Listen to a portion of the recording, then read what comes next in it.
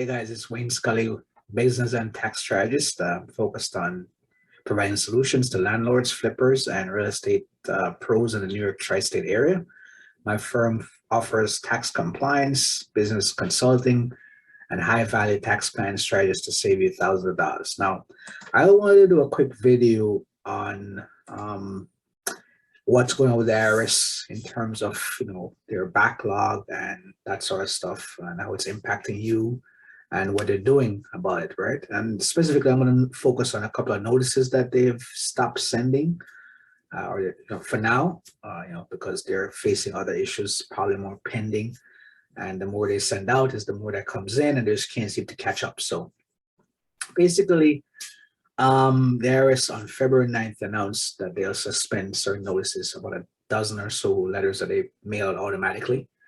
They're computer-generated notices that they send out based on certain activities on a particular taxpayer's account, and they've decided to stop that, right? And these notices have to do with balance due and unfiled tax returns. So, the IRS is, they've come a far way, especially during the pandemic. We know of a very robust online account that you could create to access your information online and that sort of thing. So they're really innovating. They're really, trying to do their best. I mean, from my perspective, anyway, I know we bash them all the time as tax pros, especially when we get on the phone with them to try to transact business on behalf of our clients. We usually bash them, but they're really trying, from my point of view, like I said, they're really trying their best to get their act together and do things to the benefit of the taxpayers, right?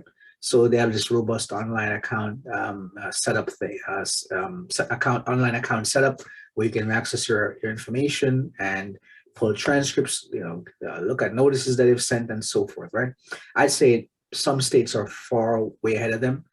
For one, New York State, for one, you can create it. You've been able to create, people have been able to create accounts for a while now. And, you can actually file certain returns. You can do appeals for notices received on New York State's website. So I don't want to go into that too much, but I'm just saying that, the IRS is far behind, right?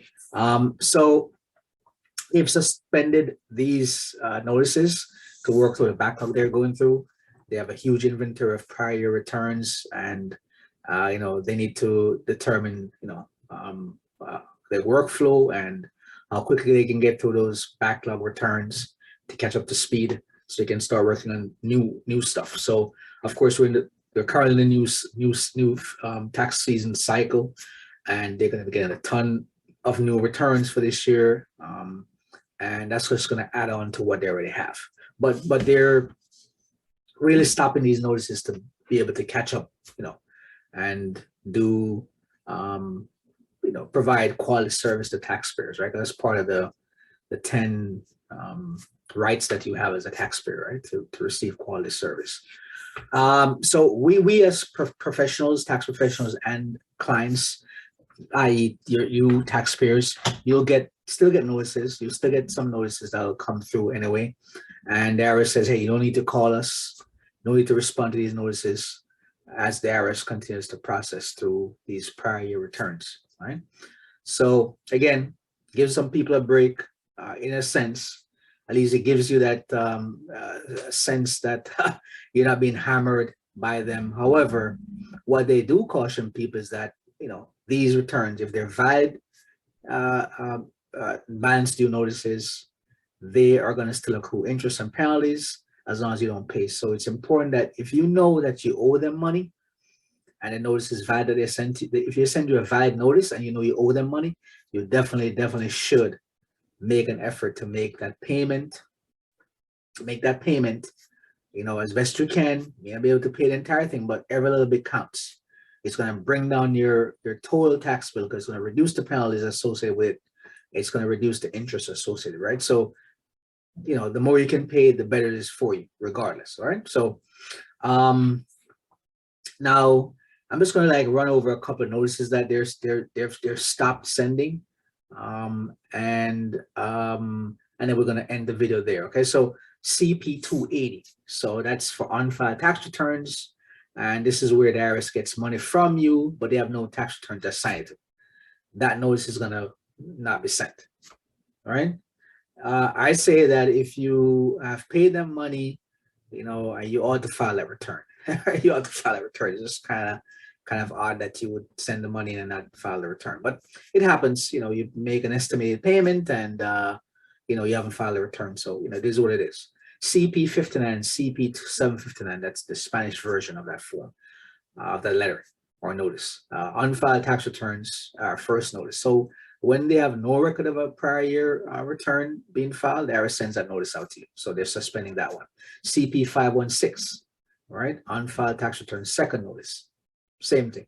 Request for information on a delinquent return as there's no record of a return filed. So that's what that's about. They won't be sending that out. CP 518, CP 618, Spanish version, final notice, return delinquency. This is the final reminder that there's no record of a prior year return filed. And what IRS could do at that point in time, they could file what's called a substitute for return. Basically, they'll file a return on your behalf, and wherever it happens, it happens. They're not looking out for your best interest. So, if you itemize, they're going to take the standard deduction. If you have, some other deductions that aren't, the standard deductions, the standard credits, or the standard credits, or what am I saying? If you have credits that you're due, or certain deductions that you do, and you don't, you haven't filed a return, the IRS is not going to file a return with those deductions on it. Okay, they're going to give you a standard deduction. That's it. So they're going to send you a big bill. So it really behooves you to file a return and file timely. CP 501, balance due notice, first notice. This is where they remind you that you have an outstanding balance. CP 503, balance due notice, second notice. That one is a second reminder you have an outstanding balance, right? So, and then CP 504, and these things go in cycles, right? Usually 90-day cycles or so forth. So by the time you get to CP 504, this is your file notice, right? And this comes with an intent to levy. That means they're gonna, hey, we're gonna hit your bank account, take money from you. We're gonna garnish your wages. We're gonna put possibly a lien on your property or whatever. So really, this has to do with the levies, right? Taking money from your account and taking part of your wages, right? So they will stop sending this notice out, right? And then 2802C, withholding compliance letter. This is mailed to taxpayers who have been identified as having under withheld their federal wages, federal tax on their wages, right? And it tells them how to properly correct the withholding and so forth. So they're not going to send that notice out. Is that a good thing? Probably not. You probably need to be reminded timely so you can fix that so it doesn't become an issue in the subsequent tax year, right? And then for businesses, those are for individuals. For businesses, CP 259, CP 959, return delinquency. They send us notice when there's no record of a prior year return filed. And CP 518, CP 618, which is the Spanish version of the form, final notice return delinquency. There's a final reminder that there's no record of a prior year return filed. So those are your notices, folks, that have been suspended, meaning the IRS will not be sending these out as of now, starting February 9th. But again, remember, I caution you, make sure that if you owe money, you owe it, pay it. It'll be best for you in the long run, right?